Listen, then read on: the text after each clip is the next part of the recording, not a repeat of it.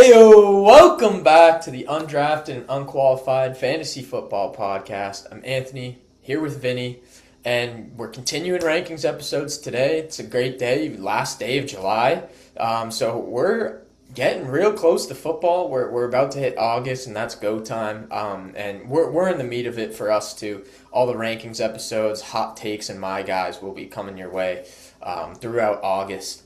And, my guys, I think that's the one I look forward to the most every year. So I'm looking forward to that again.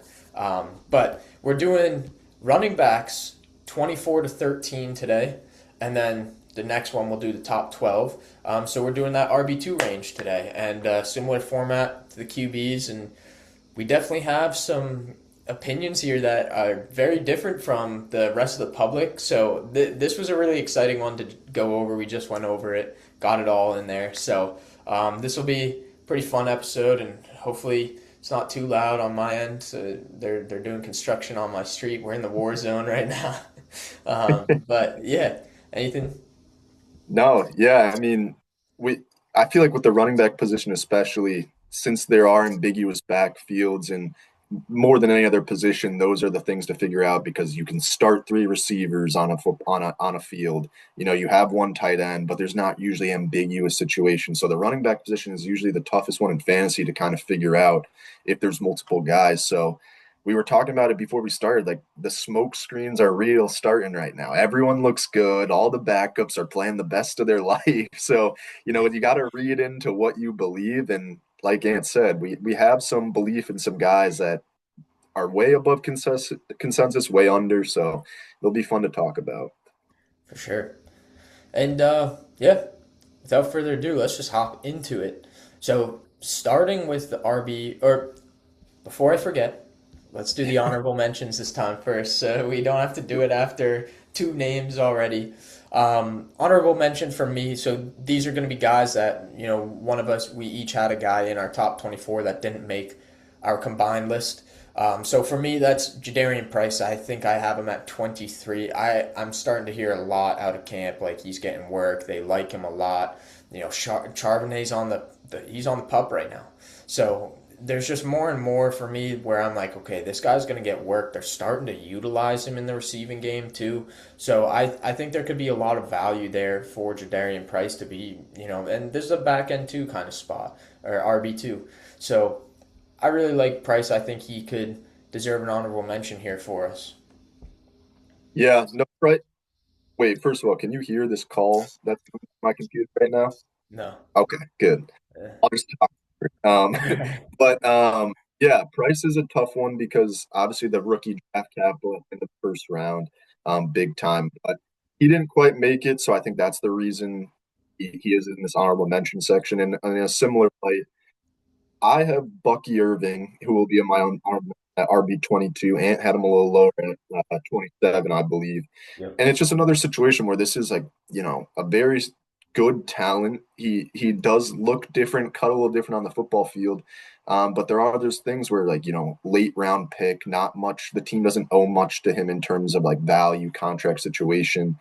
And they brought in a guy like Kenneth Gainwell. They still have Sean Tucker.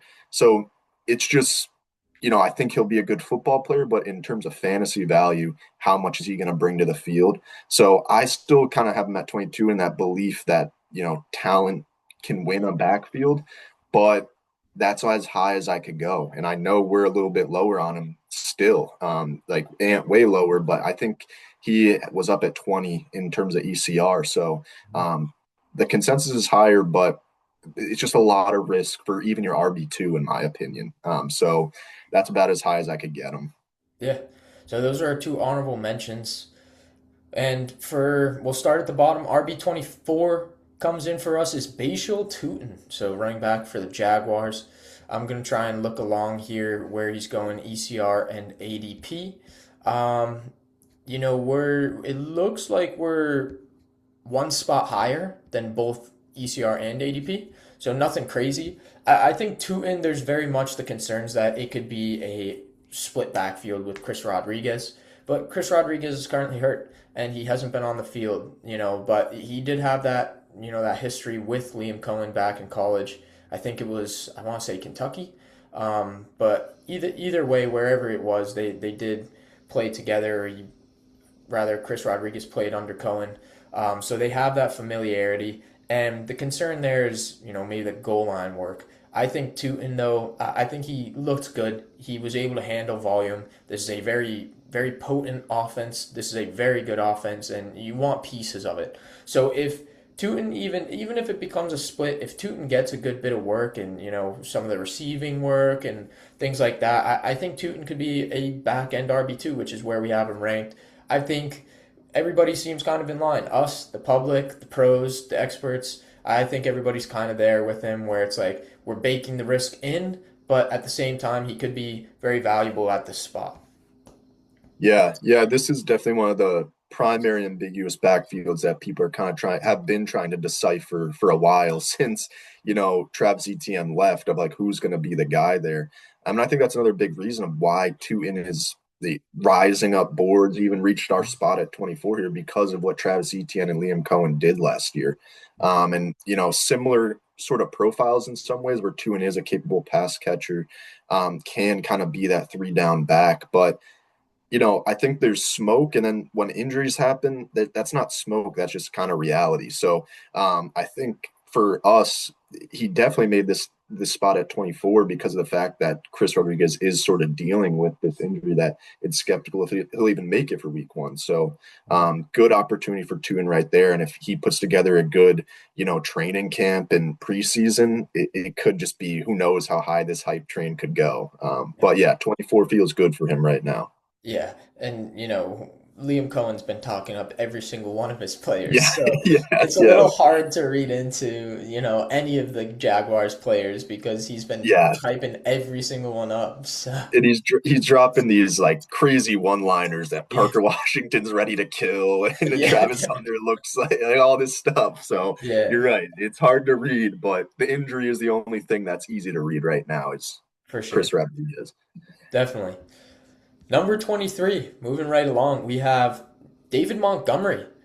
Looking where we have him, we are about just in line again with the public, or with the pros and with the ADP. I'm a little higher on him. I have him up at 20. Vinny's ranking pulled that average down. Still in the top 24, but this is where he falls for us. I think I'll start with the reason why I'm a little higher is I think he's going to get work. And I think this is a better offense than people want to admit, right? CJ Stroud looked horrible in the playoffs, like borderline, do we get rid of this guy and say he's not our quarterback? And there's an argument for that, but we look at what the Texans did with Joe Mixon and all the volume he was getting and the touchdowns he was scoring. He was very good for fantasy. I think David Montgomery is going to fit a similar mold. It wasn't that he wasn't good last year and he's not good anymore, right? It was just that he had less work because Gibbs had to get on the field in Detroit. But I think David Montgomery, with what he'll be given this year, I think he's just going to volume his way into this range, and I feel very comfortable with him as my RB2. I think this offense too. They get Jaden Higgins, Jalen Noel going into year two. Tank Dell is back. I think Yeah, that's a lot bigger than people think. Nico Collins is still there, and now you have a run game. And I don't think the offensive line will be very good, but it has to be better than what it was last year. So I'm just a little bit more in, I think, on Houston as a whole than a lot of people are. And I think this offense will be a pretty good offense and it'll work out for Monty. yeah. No, Houston definitely kind of does all the pieces considered, and when you put into account the good defense, the elite defense as well, it's just kind of a dream spot for an elite running back to go. I don't know if I'd consider David Montgomery elite at this point in his career, but like you said, volume does kind of top all. I have him down at 24, which, like you said, I'd still be comfortable with him as an RB2 because of the scoring upside. He's most likely going to be the goal line back. I think the only thing is he's just been that second guy that's kind of like change of pace guy almost to Gibbs for a while now. And like, does he still have it in him to be that main guy? Speaking of ambiguous backfields, we already see the coaching staff starting to hype up Woody Marks. Yeah. And in the fantasy community, that guy was kind of like thrown to the wolves. Like everyone kind of just forgot about Woody Marks. So that piece, I'm not saying Woody Marks is gonna be the guy there. I still like very much expect it to be David Montgomery, but in terms of receiving work, who knows like what David Montgomery will get with that side of the volume. But I think the scoring upside's real, and if he gets to that 3 down position, because he is a capable pass catcher, it could be a massive year for him. So yeah, no, definitely comfortable with that as RB2, and I like this ranking for him.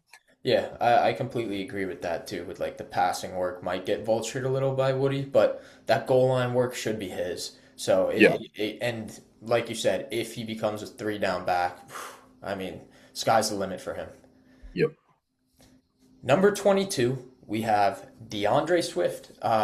Very similar spot. We're kind of in the same boat where we're a little bit opposites there, but looking at ECR, ADP, again, we're in line. So nothing out of the ordinary here so far for us with our rankings as well.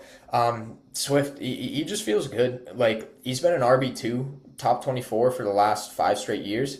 So he just feels like a can't miss guy. And again, an elite offense. This is just kind of what it feels like with these guys, right? Kyle Monangai is there. I get it. But it just feels like, this offense is so good. You want pieces of it. If he gets goal line work, like, I still think Swift's the guy. I don't think it's going to be a 50-50 split at all. So I like Swift here. It's Ben Johnson. It's something's going to work. And yeah, I don't have too much to say. He's a boring pick, but he feels like such a safe top 24 pick. Yeah, no, yeah, it's good to see the consensus kind of is putting some respect on his name, even after it. But even so, I feel like since we both like him, I almost wish we could get him higher, Yeah. because he is like been that guy for in Chicago, and everyone's kind of chasing the next breakout of like Luther Bird, and is it going to be Rome Odunze, like Colston Loveland? Like, why can't it just be DeAndre Swift as this steady guy in this offense? It's going to get volume. And speaking of continuing on Monangai, I mean often an elite offense, the most versatile player running back will be on the field, and I think that's obviously DeAndre Swift in a lot of cases. So I think it's easy to follow that kind of. Monangai had that 150-yard rushing game that one year last year. So everyone's kind of like chasing, could that be what this new running back in Chicago? But Swift is the 3 down guy, 3rd down back. He can be a goal line back. He can score touchdowns. He can kind of do everything. So I think it just continues to be him, and he could be a value at this spot too. Yeah, and that game for Monangai was against the Bengals, who sucked. So it's Swift like, was out, correct? yeah, Swift was Yeah. out, and Monangai got a ton of work, and it was against a terrible defense. Yep. He's also a seventh rounder. Is he capable? Yeah. Absolutely. Should he go in drafts? Probably. One of those later picks. The back end of the 30s, the RBs probably, or maybe the early 40s, somewhere around there. He should go, but again, you can't read into this and think of it like, oh, this guy's going to split 50-50, get a ton of work, be the guy. It's just not going to be that case. It's still Swift's backfield. Yep. RB 21, Travion Henderson. This is our most polarizing player between the two of us. We are higher than the experts, and ADP were about in line. Still a little higher, and just to show the disparity, we're 7 spots different. I have him outside my top 24 at 25. Vinny has him at 18, so that pulls him up to our RB 21. And with that, with being so high and above me, above the pros, above ADP, why do you have him so high? Let's talk. Yeah, I mean, this guy was a my guy for me last year and obviously got burned on that side of things. And it's just kind of, confusing to me of like the hype was so real last year and for good reason. Like, this is a very talented guy coming out of college, had that, was it first round capital or early second? Early second, very early Yeah, early second. second. So good capital for a running back. Um, and like all of a sudden, it's just like, seems like people have kind of forgotten about him. And the weird part to me is that the reason for him kind of being in the doghouse during that playoff run, the Super Bowl run, even throughout the whole year, was that lack of production in terms of pass blocking from the running back position.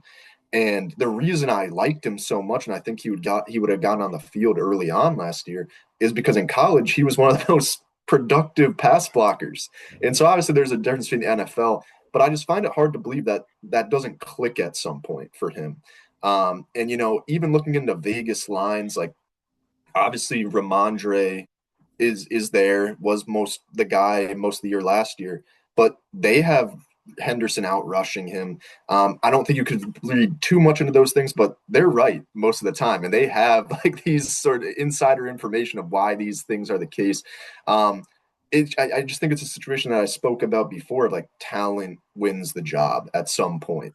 And I believe that this has like such high potential, and there's obviously bust potential, but um, just the three down potential, a very capable pass catcher, a very good offense that's a lot of people believe will take a big step forward with adding AJ Brown. They're going to move the ball again this year.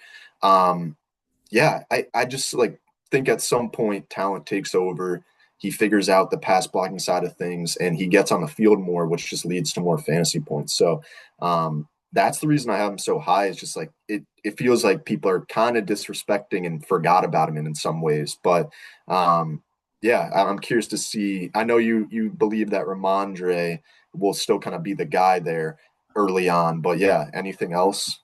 Yeah, I think Ramondre's still going to get a lot of carries, and I think Travion, the passing down roll, that should be his.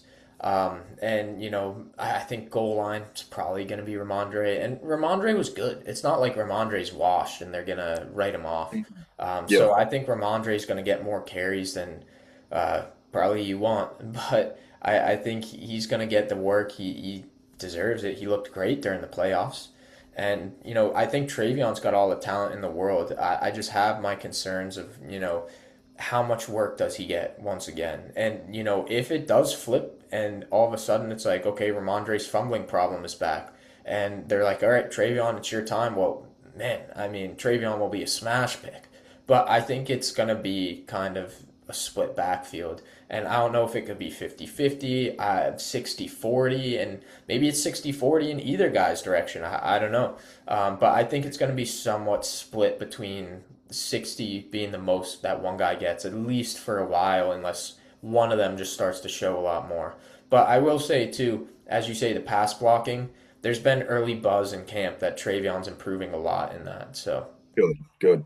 Yeah, I mean, I think even in one of our mock drafts, I had Travion. Like, I'm not saying I'd be comfortable with him as, an RB2, even though that's where I have him ranked. If I'm in a draft where like it's in the fourth, fifth round, or probably fifth for him, and I have two capable running backs, and I could just throw him at the flex with so much upside, in my opinion, that just feels like a place I'm very comfortable with taking that shot and like honestly reaching for him in some spots. yeah. No, that's fair. If you buy the hype, buy the hype. Get in, get in, Yes, get I'm get gonna on fall for it again. get on board with Vinny here if you buy the hype. Yeah, I don't think he'll be a my guy again. I can't get burned 2 years in a row, but Yeah, I yeah. like Travion again. Got to change it up every year. Yeah, yeah. All right, that puts us at RB20, and it coming in there is Quinshon Judkins. Um, Judkins, it looks like we are one spot higher than the rest of the community, rest of the fantasy community. Judkins, he feels just like he just feels solid. Like I think this is a great spot for him. I think we've been pretty in line so far with the rest of the community in terms of these rankings, and I think it makes a lot of sense. I think Quinshon Judkins is going to get a ton of work. Does he lose receiving work to Dylan Sampson? Possibly, but Quinshon Judkins can do it too. I think he's also showed flashes. Like this guy's a great player. I think the bigger concern for me is how bad the Browns are. And the offensive line's probably bad, and what's the QB situation? So I think scoring opportunities might be pretty low, but at the same time, I think the volume should be there. So for me, I believe in my personal rankings, I do have David Montgomery above Judkins, and just to compare the two, they do feel somewhat similar. These two guys are good running backs, obviously different stages of their career, but they're two good running backs. I think the offense is just different. I think Montgomery will get more scoring opportunities versus Judkins, but they both should get a ton of work, similar volume. Maybe pass catching gets taken away a little bit. But they're both solid running back twos, and it's kind of like, do you want the younger guy and maybe a worse offense, or do you want that older guy and probably a better offense? And kind of pick your poison there. But yeah, feels like a solid player this year. Yeah, no, it's funny that you brought up the kind of comparison with Monty because I was just thinking as you were talking, like if Quinshon Judkins was on a team like the Texans, I don't know Yeah, where I think I would like get out of control with where I would put him just yeah, because he yeah. is so talented and in that younger stage of his career where like the rushing ability we saw is there. Like you said, the flashes were there. He finds holes. He can kind of create on his own, even on a bad offense like the Browns were last year. But the upside for me is that he is a capable pass catcher. Obviously, you have Dylan Sampson there, but again, this is kind of a late round guy that again, like the talent just stay talented guys stay on the field in the NFL. So I think that's just a situation where the Browns clearly invested in this offense, two early round receivers. They want to start moving the ball again. Who knows? It's looking like Watson will be the quarterback, but I think in that situation where they're clearly investing in the offense, let's invest in the cap. I'm willing to invest in the running back, the young running back that already saw a bunch of volume last year in a really bad offense. So, yeah, I think Quinshon takes a step forward, and he's also a guy similar to Travion, where I'm like looking to draft even in a rough offense. All right, yeah, yeah. I kind of view him more as Monty, like he feels very solid. Same with Swift. Like those three guys feel very solid, but I'm not like seeking to draft if that makes sense. Gotcha. But I Yep. would No, I it's wouldn't fair. mind drafting those guys at all. Hmm. RB19, Travis Etienne, Travis Etienne, whatever his real name is. Um, yeah, we are just in line once again. Wow, I thought we'd be way more all over the place, and we will be for some of the next few guys as we come up in this top half. But Travis Etienne, um, he had such a good year last year. Feels like it should be another good year. Kellen Moore offense, good Saints offense. I think now that they brought back Kamara, though, that's where my concern is. How much work does he get? Is he really that good to, actually produce outside of Liam Cohen offense? Because he wasn't all that efficient. So that's just kind of where my concern lies. He should be, again, feels solid. Like a lot of these guys here just feel solid, and Yeah. that's about it. But obviously, I think we see more upside for him than some of the other guys we've listed already, and reason as to why we have him higher. Um, Kellen Moore too. I trust him a lot. He's been great. So, uh, Yeah. yeah, I don't know too much else Yeah. to say about that. Honestly, Etienne is the guy out of all the guys we'll talk about today. He's the one I'm most worried about getting burned on, just because like the production was crazy last year. He got the payday.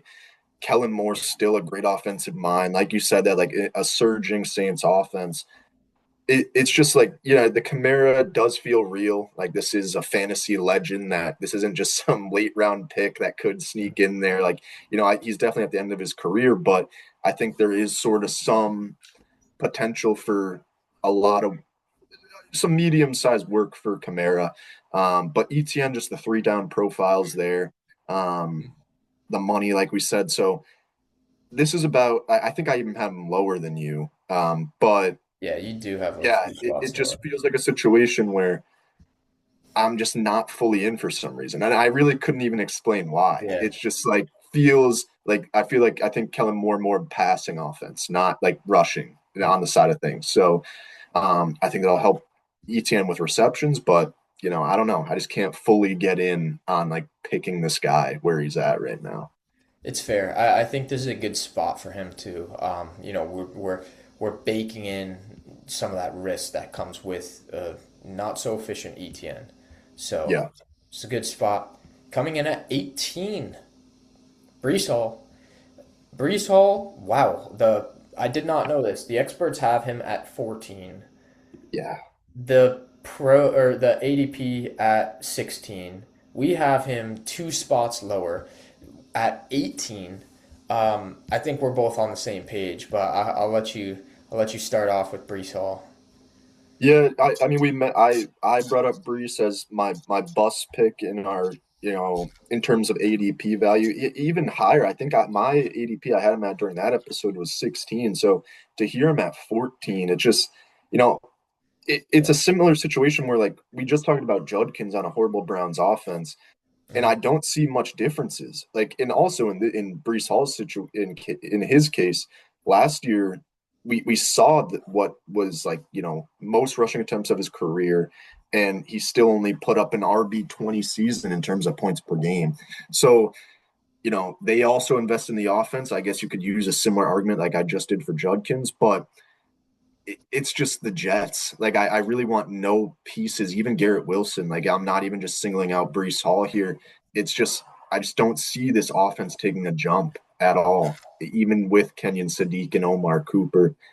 I just really want no parts of it. And to hear him at 14, like I have no problem letting other people draft him.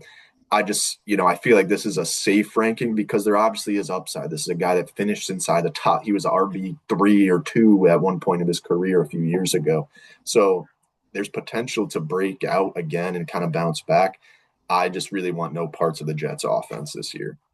Yeah, I think I'm not as concerned about the Jets as you are. I think the offense will take a step forward. I'm pretty sure they had like 2,300 passing yards last year. Like they didn't even touch like 2,500, 3,000. They weren't even close to 3,000 passing yards as a team. I mean, it was really bad. Garrett Wilson led the team in receiving yards and missed over half the season. It was that bad. So I think with Gino, there's something to be said about it taking a step forward. He got paid. There's things to like about Breeze. My concern is it's Frank Reich. He's the offensive coordinator there now. The coaching system as a whole is terrible. They still Aaron Glenn's talking about, oh, we want the three guys. It's like, dude, what? Why? Brees Hall is by far and away the most talented, but they just Yeah. don't view it that way. And Frank Reich historically uses more than one running back, which is why I have my concerns. Braylon Allen's a big dude. He's going to get on the goal line. I have a lot of questions about, what it could be. And could he absolutely take off and soar again? Yes, he definitely could. It's a gross pick. And I think we have every reason to have those concerns and bump him down a little because even if the Jets take a step forward, it's still the Jets. Yeah, in my case, it's a perfect fade for me because if the ECR has them at 14 and we have them all the Yeah. way down here at 18, and I just see no belief. So like it's not even a situation where at some point I'll draft them because that'll never be the case. So for me, it's just like I imagine I'll have no shares of Brees Hall unless a draft goes really weird. But like you said, there is upside, so I understand why people have him higher. But yeah, He feels like a decent RB2 to me. It's just like he's not one I'm targeting by any means. And like I'd rather take a shot on another dude, or if somehow he's fallen because everybody's out, then I'll go get him. So I'm with you on that. yeah, yep. RB 17 for us comes in Kyron Williams. Kyron is pros got him at 15. ADP's got him at 15. So we're slightly lower actually, which I didn't think we were. But Kyron he feels great to me. I know everybody has Corum. I don't care. Like over the last 6 games when Corum was projected or like on pace for over 1,000 yards, Kyron was on pace for like 1,300 yards. And this is probably the best offense in the league still, or one of at least. And it's like, okay, you get down to the goal line, it's either Devonte Adams or Kyron Williams, or Corum will get his, but I still see so many touchdowns to go around that I still just love this pick. I think Kyron's going to be a great RB2. We can't go that low on him. Like I'll pull up his finishes over the last I two have years, but I like, have him right oh, here. you have him up. Yeah, hasn't it been So like top 10 like 3 years in a row, 2 or 3 years in a row? yeah, so after his rookie year where he was pretty much a non-factor, he Yeah. had 6, 7, and 9 last year. Yeah, So and nine, um and that's all in PPR, right? yeah, yep. Which isn't a major part of his game. So I understand that why people are, like people have their concerns, but Yeah, honestly, I wasn't expecting to be lower than the rest of the community and talk him up so much, but I yeah, I know. think there's just other guys we're gonna have higher for, we'll talk about why, but yeah, he feels so good like every year. I don't know. Yeah, and what I'm about to say is like I hate saying because it's just off of like there's no real track record to back it up aside from Todd Gurley. But in Sean McVay's case, it just feels like when he's done with a guy and like just doesn't see much like of a future beyond the contract that he's currently on, and the fact that he's talking up Corum a lot and that he's a stud, he's gonna be a part of this offense, it just does start to create some concerns in my mind of like Sean McVay's obviously a like just offensive genius, and I don't think he lies to the public much. Like he talks his guys up and then goes out and uses them. So that quorum concern does feel a little more real to me. That like I think we made not a split, not a direct 50-50 split, but like you said, it's also so tough because Kyron's been so good. Like he's been so Yeah. consistent. There really is no reason to like not put him at ECR or even higher. But it just that concern with Corum getting more work does feel kind of real to me. Yeah, I think there's that he'll get his, but I think there's still enough for both of them. Like Yeah. I Oh, think it could absolutely. still be like 14 carries a game for Kyrie, which is still Oh plenty yeah. with the touchdowns that'll come. And then it's like also now you have that defense there, like, oh shit, you got sacked by Miles Garrett, turn over the ball again. Up here, Kyron, have some more touches. It's like Yeah. so Well, I that's think the they're other gonna thing. be in positions where they could just literally like they'll be on the field so much because the defense will keep the other team off. So I hate this is like a such a hater spin on what you just said, but like that makes me question even more if they're blowing teams out, what's the point of having Kyron? Like go out and run Corum. Like so you never want I don't want to have that thinking, but unfortunately that just like when we think about how good they were last year and the defense got better, yeah. it's just like I don't know. Is what's Corum's role really gonna be? So yeah, Well, I think that's the reason we're probably lower, but yeah. they put money into Kyron too. So Yeah, they did. he Yeah. did get his extension. Hmm. So he'll be on the field. Don't ever think Corum's going to completely take over. Oh Like, no, no, no, yeah, no. yeah, y'all listening to this, do not fall into that boat. Corum will not completely take over, Oh yeah. but he'll I get think his. I do think he could have standalone value in a lot of ways in terms of Yeah, like I a agree. late round pick. I But think yeah, he's a great late round pick. Yeah. RB16. I think we're definitely lower here. We have Jeremiah Love, and he's at 12 from the pros, 12 in ADP. Man, that feels so high. And I'll start because I have him down at 17, which is why he's down at 16 for us. Look, Jeremiah Love's got all the talent. There's a reason he went at pick 3 in the NFL draft. And he's a great pass catcher. I get it. But I don't think this offense is going to be the same it was last year. They're not just going to be slinging the ball 40 times a game with Brissett. Like it can't happen. And at some point, when does Carson Beck become the QB? Well, then all right, there's a lot of questions around that. And it's just like the things I'm starting to hear, Nathaniel Hackett, the OC coming out saying, I mean, he's definitely a rookie. Like that's just concerning. And talking about like, oh, I'm excited to see James Conner get back on the field. He's got a lot of great stuff. And it's like, well, dude, it's just like there's so much he's talking about where it's like I really think they're gonna start in a split. And that just makes me question, even if Love is the lead guy, they're gonna split. And that makes me wonder, like, okay, 10 to 12 carries a game. What does that mean? This offense isn't good enough to score a lot of touchdowns. Is there some passing down work too? Sure, yeah, absolutely. But at the same time, I'm just baking in the risk with my own ranking. I think we're both baking in the risk with our ranking here at RB16. It just feels, I mean, he's going ADP right now. He's going to back end round 2. That feels so early. Because if you get, say you get Jamar Chase, you really comfortable with Jeremiah Love as your RB1? Like, yeah. I don't know who would say they are. Maybe there's some truthers here, but yeah, I feel like we need to bake in more risk here and understand that like this is the Cardinals. This is not a good team. And there's other mouths to feed there. They paid Algier some money too. James Conner's still there. And Trey Benson, I didn't even mention Trey Benson, who it's like, okay, like what do they do here? I wonder what they do and who they go into the year with at the RB position. Yeah. So, Yeah, no, I mean, obviously, I made the take early on that he will finish off outside the top 12. That was my rookie hot take. So, mhm, yeah, I have him down at 14 outside of that top 12. I think the obvious reason for him being so high in the ECR is because of the fact of there is real elite history in terms of running backs who get drafted inside the top 10 in a fantasy finishes. But with that being said, when you think about the Zeke Elliott's of the world, the Saquon Barkleys of the world, like they're being drafted top 10 for a reason because that running back situation is obsolete. There's no one that's going to challenge those guys. And I'm mhm. not saying that Algier, James Conner, Trey Benson are going to they're not more talented football players than Jeremiah Love.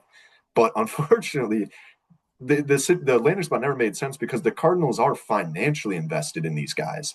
They just signed Algier to a seven AAV year Yeah, deal, it's I like believe. I think it was like 2 for 14, something like that. Yeah.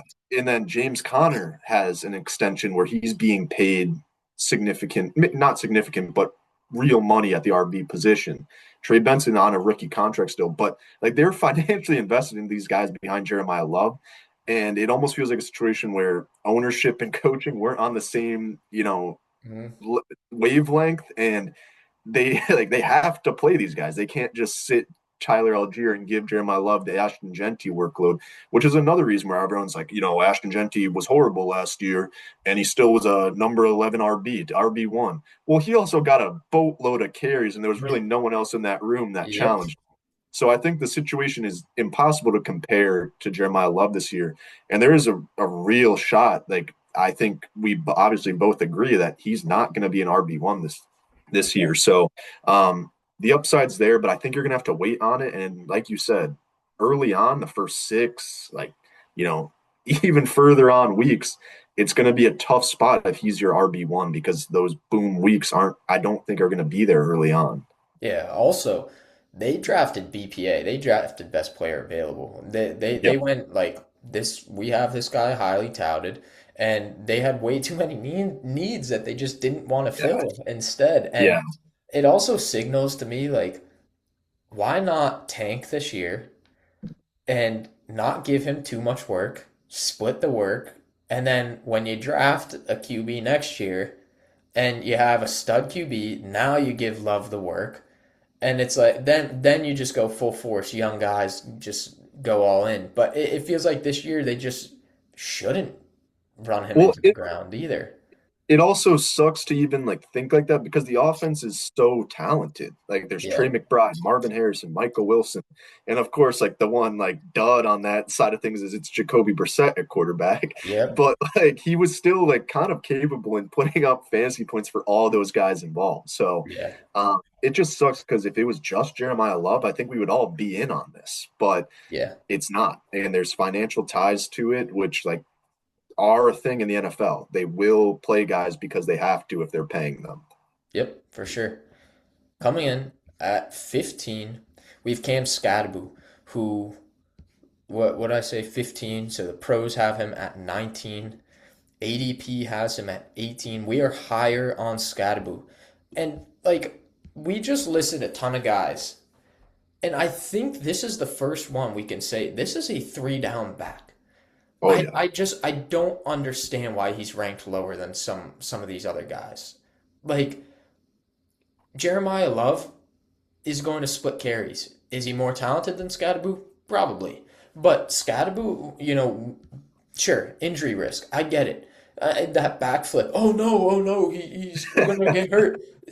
The dude's fine. If he's doing a backflip, that tells me he's fine. And he landed weird because it's like a bouncy, like it's like a WWE mat, which has more bounce. He overcommitted. Um, I'm in on Skattebo. He had a 14% target share last year. He's a great receiving back. He looked good on the field last year. Malik Neighbors should be back, and he's looking great in camp, which tells me that we have a guy on our hands that could be very, very good, score a lot, get a lot of volume. Tracy, sure, change the pace back. But even last year, it's like Skattebo had the work. Tracy was healthy. Singletary was healthy. It was still given to Skattebo. I don't see how this doesn't really work out when this is a three down back with some elite receiving upside. He was an RB7 in points per game. He feels like a great pick to me. And honestly, I think I'm targeting him as an RB2 in drafts.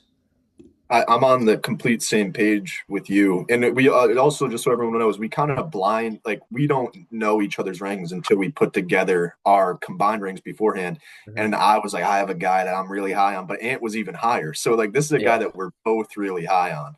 yeah, And I think for me, it's like when it's the dream scenario when obviously most of these running backs that are being drafted in the NFL have this college production where they're just this elite talent. They're the big name that you see all year in college. But it's pretty rare for a guy to immediately transition and have that same playing style in the NFL. And Skattebo was a case of that. I mean, we saw him in the college football playoff, throwing touchdowns, catching yeah, touchdowns, burning off on 80-yard touchdowns. And in the NFL, he was the same guy almost. yep, Like, yep, he's running guys over, catching passes, having goal line work, just he looked like the same player, which I feel like is so rare. yeah, And it's just, the same people that are having these injury concerns have CMC as their RB3 still. I mean, that's the most injury volatile player in yeah, fantasy football history, but yep, you're like, I'm still going to put him there. So why can't we put Scat higher when we saw the production? Yeah, this is a guy that I'm comfortable as the RB2. I think there's RB1 upside. We yep, obviously believe that having him where he's at. Um, yeah, no, this is a guy I want every share of possible. And if he gets injured, that's just how fantasy football right, works. You yeah, can't like predict injuries. Then you're never gonna win leagues because you're yeah, not gonna get that value. And yeah, this is screaming value with where he's at right now, ECR, ADP. So yeah, no, Scat's a guy that three down back, like you said, and he showed it, which is like what you all you need to see from a rookie. yeah. We've learned to trust the college pedigree when it comes to Yep. fantasy. And I think this is one where he fell in the NFL draft for the reason of will his game translate? And there was every reason to believe that too, but I think the NFL got it wrong. He very much feels like his talent should have been a round two pick, and Yep. he should have been up there. And sure enough, he showed it on the field. So I think there's a lot more talent that this guy has and is to be said about early fourth rounder that went in the NFL draft. And we Um, didn't even mention the boost the Giants have gotten this offseason of yeah, getting Harbaugh. Malik Neighbors is yep, back, probably week one at this point. So there's a lot of Jackson Dart year two. It's just it's a potential breakout offense too. there's still the Matt Nagy concerns, but you know, Yeah, but I just like looking at Harbaugh and then that gets rid of Matt Nagy for me, where it's just like, all yeah, right, Harbaugh's an elite coach. yeah, I agree. Coming in 14, we got last two spots here for today. 14, we have Javonte Williams. Pros got him down at 17. ADP down at 17. So we're a couple spots higher on Javante. Vinny, you got him a little higher than me. You got him all the way up at 13. Yeah. I'm still higher than 17. I got him at 16, but that pulls him up to 14 for us. But I'd love to hear why you got him, all the way up at 13. Yeah, no, I think for me, it's just I like to look for the signs of a belief for the team shows in a belief in a player. And Javante obviously had this breakout year last year. Injuries were finally not a concern. And he showed what he's capable of when he can play a fully healthy season, which we all he was an elite prospect coming out of college. Never put it together in Denver, but he did here in Dallas. And they invested again in him. Like they didn't draft the running back position in the draft, or maybe if they did, it was a very late round guy. Jaden Blue is still like the backup there from last year, which was kind of that like ambiguous backfield. Is it going to be Blue? Is it going to be Javante? It was Javante, no It doubt was. about it. He got every type of work. I mean, all signs point towards again. Like I think the reasoning of being down at 17 could be the injury concerns, which are real. He does have a history of not being able to put together full years. So it's hard to expect that he'll play another 16, 17 healthy games. But if he does, this is an elite offense. You have CD back, obviously Dak there. The passing is going to go. So there's going to be opportunities for him to score a lot of touchdowns again. And he does have that 3 down ability where he can just kind of do everything. So I'm not too concerned about Blue. And again, I'm not going to play fantasy football scared of injuries. So if this guy's available, I'm very comfortable with him as an RB2. And again, there's RB1 upside at back end RB1 upside if he puts together another healthy year. Yeah, I think last year I was in on Blue, and there's buzz for Blue to be good again this year. But I'm really not buying into that. I think Blue could be a change of pace back, but this is a 3 down back. You're getting Javante Williams. He's going to be a big role in this offense. So I think this is a great pick. He feels like a very good RB2. He's a boring pick for sure. He's a very boring pick, but you're going to get production out of it. And I think, one of the best offenses in the league, as you just mentioned, like you're gonna get production in an offense that's that good. So yeah, boring pick, but it's hard to shy away from him as being a solid RB2. Yep. Lastly, our RB13, we are we got Josh Jacobs, which the pros got him down at 16. ADP only one spot lower, 14. Um, yeah, I'm in on Jacobs. I got him at 13, pulling him up a little bit. Uh, Look, Jacobs. This is the craziest name to me. I get there's the legal concerns. I really do. I get it. But he's so good. Like, and we haven't heard anything about the legal concerns or anything lately. So it's like, yeah, you can bake the risk in a little bit, but like this dude's been an RB1 when he's on the field. So as long as he plays, the offense runs through him. Jordan Love is not slinging the ball 40 times. They don't need him to do that. And Jacobs, they're given a ton of carries. There's nobody behind him. Nobody can stay healthy. Marshawn Lloyd always injured. Like Yeah. it's just like it makes no sense to me. This is a 3 down back who's a very, very, very good back. I think he led the league in rushing a few years ago. And we're just writing him off because of the legal concerns all of a sudden.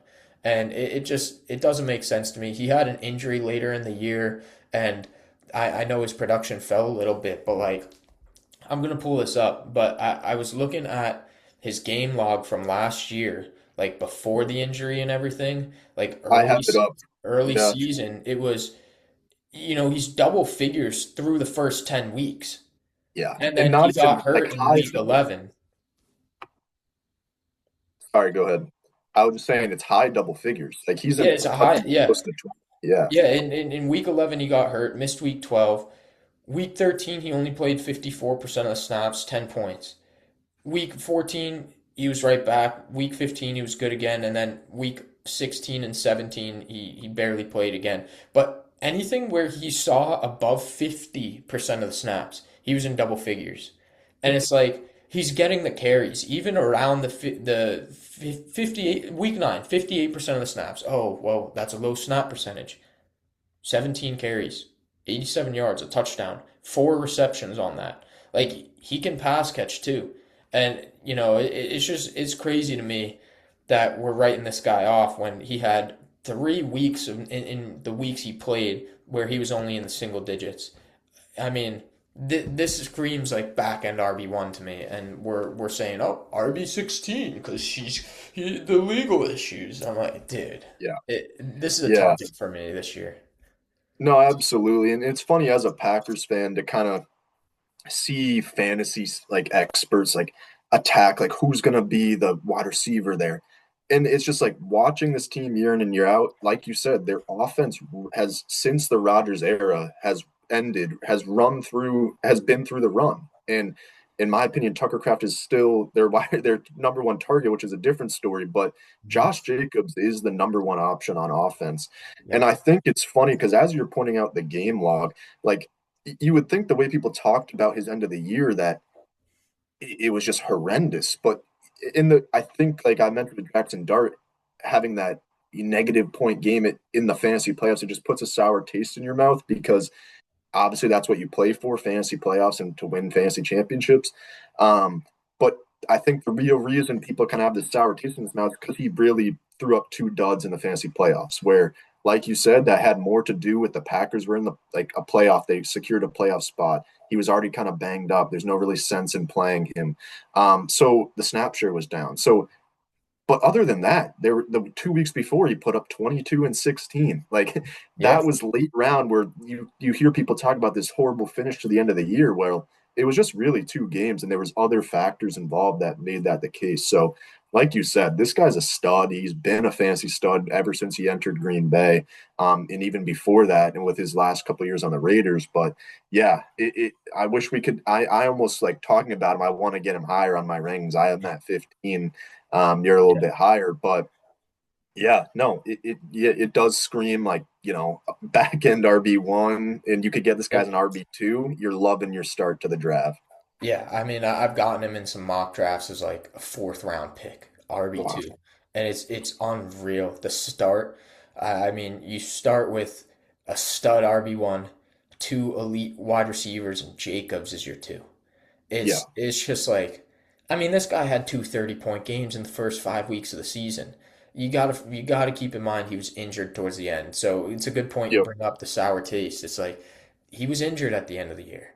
And he's just a tough dude. He'll push through it when he probably shouldn't have. And Emmanuel Wilson looked good. They didn't need to give him the carries. But guess what? He's gone. Like Yep. everything screams three down back, workhorse. Love the pick here. Target for me as well. So yeah, with that, we will have the top 12 in the next episode. This is a fun one. I think as we got into those like top six from like 18 to 13 range, Mm. we started seeing why we're higher on certain guys or lower on certain guys, and yeah, I like the disparity we have there um, Yeah. across that. So In this section of the rankings is like if you hit right on these guys, like obviously we like guys like Jacob Skattebo more than consensus.